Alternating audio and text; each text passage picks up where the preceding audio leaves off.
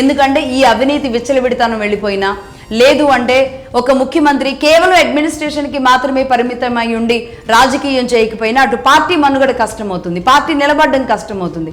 కాదు, కేవలం రాజకీయమే చేస్తాను అంటే కనుక, అడ్మినిస్ట్రేషన్ గాడి తప్పింది అంటే కనుక ప్రజలు, ఉద్యోగులు ఎవరూ యాక్సెప్ట్ చేయరు.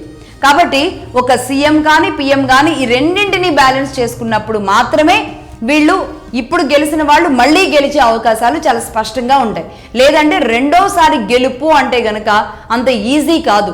మూడోసారి ముఖ్యమంత్రి, నాలుగోసారి ముఖ్యమంత్రి అని మనం వరుసగా గెలిచిన ముఖ్యమంత్రుల గురించి మాట్లాడుకుంటూ ఉంటాం కదా. అటు ఒరిస్సా కానీ, గుజరాత్లో మోడీ గారు లాంటి వాళ్ళు కానీ, ఇలాంటిది రికార్డ్స్లో మనం మాట్లాడుతున్నామంటే వాళ్ళు ఎంత బలంగా పనిచేసుకుంటూ వెళ్ళారు, వాళ్ళ టీం ఎలా బ్యాలెన్స్ చేస్తూ ముందుకు తీసుకువెళ్ళగలిగారు అనేది చాలా ఇంపార్టెంట్. కాబట్టి ఇక్కడ విజయ్ మరి అలా ముందుకు వెళ్ళగలిగేలాంటి పరిస్థితులు ఉన్నాయా?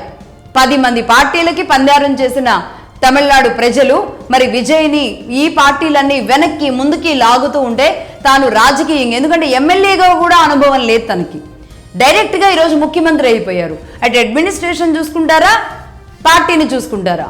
అడ్మినిస్ట్రేషన్నే చూసుకుంటే పార్టీని చూసుకునే వాళ్ళు తన తర్వాత ఎవరున్నారు? కాదు, ఇటు పార్టీనే చూసుకోవాలి అంటే అడ్మినిస్ట్రేషన్ బాధ్యతలు ఎవరికి అప్పచెప్పాలి? ఇలాంటి ఒక సందిగ్ధ పరిస్థితి ఉంది. ఈ రెండింటిని చాలా జాగ్రత్తగా తీసుకువెళ్ళాలి.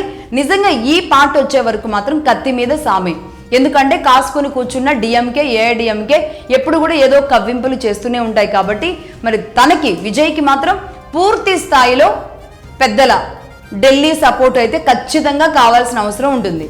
అది ఎన్డీఏ కావచ్చు, అధికారంలో ఉన్న ఏ పార్టీ అయినా కావచ్చు. ఖచ్చితంగా మోడీ, అమిత్ షా ఆశీస్సులు, సపోర్టు ఉంటేనే ఇక్కడ గవర్నమెంట్ని రన్ చేయడం అనేది సాధ్యమవుతుంది ఒక రకంగా విజయ్కి.